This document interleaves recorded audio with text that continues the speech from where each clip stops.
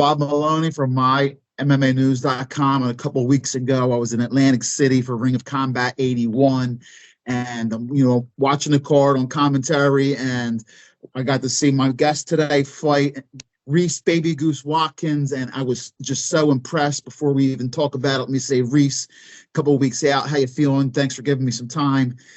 How's life? How you feeling, brother, after the nice victory? I'm feeling good, getting back into full training. So I feel good. No major injuries. So yeah, just feeling good overall. Let's talk about the fight, because listen, I think it's a testament to your opponent that how tough he is, because I was surprised you really put some damage on him in the first round, and I was surprised that you didn't finish him. And some vicious elbows. I love your attack. Tell me what you remember about the fight. You did finish it in a second pretty convincingly. Tell me some of the, when you think back, when you go back to the fight, tell me a couple of the things that you think about the most. I definitely remember the clinch exchanges the most. So when he would, shoot in or blitzing for to try to get to his takedowns. I remember trying to circle out and land and punish him for those actions. I'm sorry if you can hear that, the dog. We are dog friendly here. I've had dogs in my video. I got my dog is sitting right over here. My pit bull's staring at me right here. We are dog friendly at mynews.com. No worries whatsoever. We love dogs. It's always a bonus if you get them in the video too, Reese. You know what I'm saying? There we go. All right. Yeah. Bonus points. I love it. So going back to the fight, I remember Nick blitzing in a lot. So it's okay. I remember Nick blitzing in a lot. So I remember trying to punish him and not get caught in those extended grappling exchanges for the most part. Well, like I said, at 20 years old, and especially Reese, and if you do see younger guys, especially it might be the lighter weights, for 20 years old, to be fighting as a pro. Tell me a little bit about your path into mixed martial arts, because obviously to be competing at this level, you were out. Your background, you must have started young. Tell me a little bit about your path. What started you on to mixed martial arts and fighting? Yeah, man, I started doing jiu-jitsu at 14, I think. And my coach at the time, his name is Bruno Frazado. He used to fight MMA, and I think he's friends with Davi Ramos.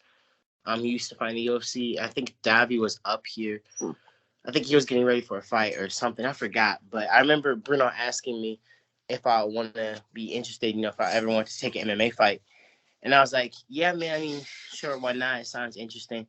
And I started doing Thai fights. And it just kind of spiraled from there. Yeah, well, listen, I love your overall game. Now, okay, listen, this is what I wanted to ask you. Part of my briefing. Listen, I think Baby Goose, right? I see this cute little lovey-dovey thing. I want to give a kiss. I want to hug. And then you come out and you're throwing elbows. You're throwing like hell. Talk to me. Is it Baby Goose? Somebody said you look like a goose. Talk to me about your nickname, because you know what? Baby Goose does not bring that kind of violence you bring to the cage. Yeah. Well, because I started training so young, I was always like the youngest person in the training room. So one of my old striking coaches, he started calling me that, and then other people started calling me that. So it kind of stuck, and I was like, it's here, So once people kind of give you a nickname, it's kind of hard to ditch it. So I just stuck with it. Just roll with it. I love it. It's unique and it fits you. And like I said, the irony is because, like I said, the difference between Baby Goose all cute and what you're doing in the cage. What's going on in the future? Listen, it's we're getting near October. We're heading into the holiday season. What's Reese, Baby Goose Whitaker's plans for the rest of the year? And when we see you again? Yeah, I just signed with Sucker Punch, the management agency. So I'm gonna talk to Brian, my management, and see what's going on. I know I'm going to Vegas to train at Extreme Couture in a couple weeks for a week. And then when I get back, I think I'll start looking for a fight again actively. I know Ring of Combat, they're having a card December 1st, I think. So I would like to, if I could, go back and fight for them, or maybe CFFC get if they have something in like November. But I definitely want to get in another fight before the year's end, and hopefully I want to get to 4-0 before next summer, so I can try to make the next season of Dana White Contender Series. So that's the main goal right now. Well, I love it. Listen, I love your story, and you're fun to watch. I think right now, I if I see your name on a card, I'm going to say, okay, we get to see this. You're a must. You're exciting style, and I love it. You have anybody you want to give? Talk to me about your mentors, your head coaches, your team. Talk to me about some of the people that are important for you to help you get better and get you in the best frame of mind possible to get in that cage and get a victory. Yeah. So who came with me to the fight were my wrestling coach Kevin.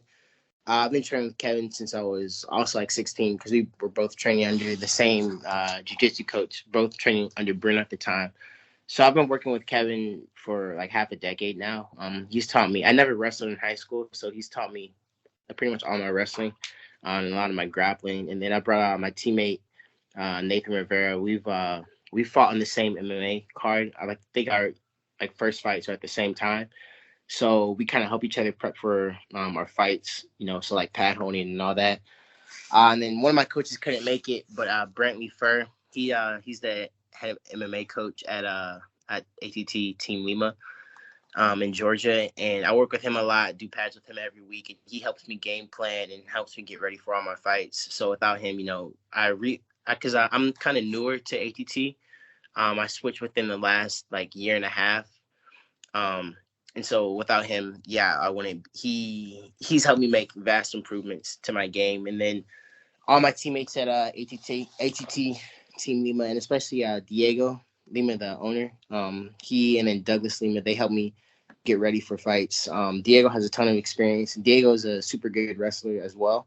So getting to get rounds in with Diego and then seeing his input, it really puts things into perspective for me. Because Diego and Douglas, they've done it at the highest of levels. Diego fought in the UFC. Douglas won a world championship in Bellator. So to have their input and that experience around me and helping guide me, it's game changing, honestly.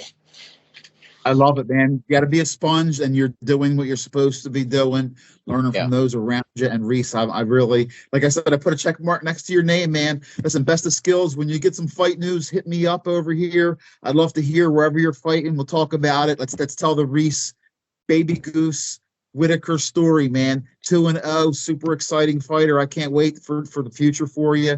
Thanks for giving us some time, man. You stay well and keep working hard. Can't wait to see you again. Yeah, man. Thank you. Thank you for having me. My pleasure.